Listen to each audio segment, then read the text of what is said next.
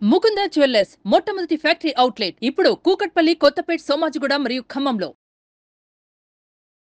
Future అంతా AI, present అంతా AI. AI వస్తే జాబ్స్ డమాల్, ఏఐ వస్తే స్కిల్స్ అన్ని అవుట్డేటెడ్. ఇలా ఒక్కొక్కరి నుంచి రెండేసి వెర్షన్స్. అయినా ఏఐ చుట్టూ ఎందుకు పరిగెడుతున్నాం? మన సొసైటీ దీనికి ప్రిపేర్డ్గా ఉందా? మన మ్యాన్ పవర్ అందుకు తగిన ట్రైనింగ్ తీసుకుందా?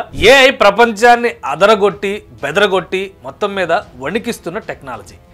ఏఐ వల్ల ఉద్యోగాలు పోయే అవకాశం ఎంతుందో కొత్త ఉద్యోగాలు సృష్టించే మార్గాలు కూడా అన్ని ఉన్నాయని ఎక్స్పర్ట్స్ చెబుతున్నారు. ఈ మాటల్లో నిజమెంత? ఎలాగైనా దీన్ని అందిపుచ్చుకోవాలంటే మనం ఏం చేయాలి? ఈ ప్రశ్నకి సమాధానం కోసమే తెలుగు రాష్ట్రాలు తహతహలాడుతున్నాయి. ఏఐపై భిన్నాభిప్రాయాలు ఉన్నప్పటికీ తెలంగాణలోని రేవంత్ రెడ్డి సర్కారు మాత్రం దూసుకుపోవాలని నిర్ణయించుకుంది. ఫ్యూచర్ సిటీ ప్రాజెక్టులో ఏఐ సిటీని 200 ఎకరాల్లో నిర్మించేందుకు సన్నాహాలు చేస్తోంది. ఏఐ సిటీ ఎలా ఉంటుంది? ఏ సర్వీసెస్ అండ్ ఫెసిలిటీస్ ఇందులో ఉంటాయి?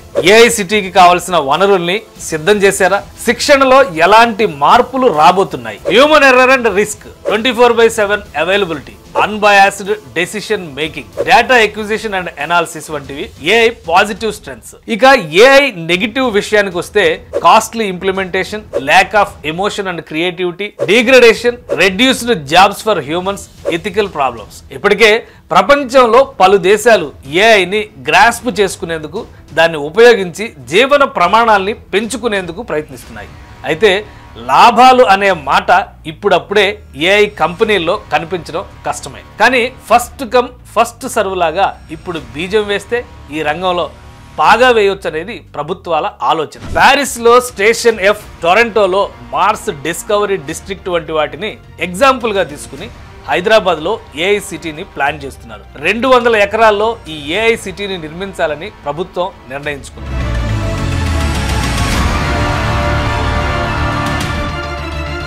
Data centres, high performance computing facilities, పెద్ద సంఖ్యలో కొత్త ఆవిష్కరణలు చేసేలా అంకుర సంస్థల్ని ఎంపవర్ చేసే కేంద్రాలు ఏఐ సిటీలో ఏర్పాటు చేయాలి.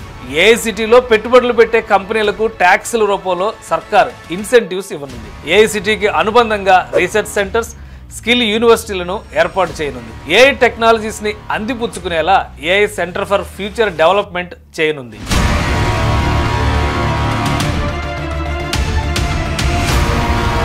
ఇందులో ప్రపంచంలో ఉన్న ఏఐ అప్లికేషన్స్ పై ఎగ్జిబిషన్స్, వర్క్ షాప్స్, డెమాన్స్ట్రేషన్స్ ని ఇవ్వనున్నారు.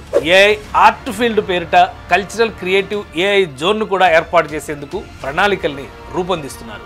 ఏఐ మోడల్స్ అభివృద్ధికి డేటా ఎనోటేషన్ చాలా కీలకమైంది. దీనికోసం ఎనోటేషన్ హబ్ ని రాష్ట్ర సర్కారు ఏర్పాటు చేయాలని నిర్ణయించుకుంది.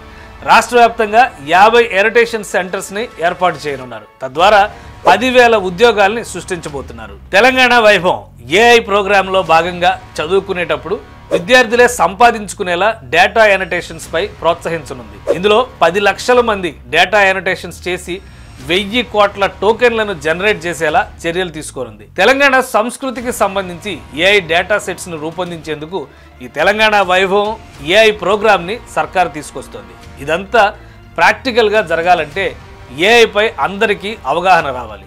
ఈ మేరకు 15 నుంచి 18 ఏళ్ల వయసున్న విద్యార్థులకి ఏఐ ఫౌండేషనల్ నాలెడ్జ్ని పెంపొందించుకునేలా స్కూళ్లలో ఏఐని తీసుకొచ్చేందుకు సర్కారు కసరత్తులు చేస్తోంది. 2025-26 విద్యా సంవత్సరం నుంచి స్కూళ్లలోనూ ఏఐ కరిక్యులంని తీసుకొచ్చేందుకు ప్రభుత్వం నిర్ణయించుకుంది. స్కూళ్లకు ఏఐ లెర్నింగ్ కిట్స్ అందించడంతో పాటు టీచర్లకి ఏఐ పైన ప్రత్యేక శిక్షణ ఇవ్వనుంది. 20,000 టీచర్లకు ఏఐ పై శిక్షణ ఇవ్వడంతో పాటు 5 లక్షల మంది జూనియర్ సెకండరీ విద్యార్థులకి ఏఐలో స్కిల్స్ పెంపొందించాలని టార్గెట్ గా పెట్టుకుంది ప్రభుత్వం. ఏఐ సిలబస్ ను IoT, cloud access, AI tools, licences, teacher training components ని ఇలా 4 భాగాలుగా విభజించి శిక్షణ ఇవ్వాలని సర్కార్ నిర్ణయించుకుంది.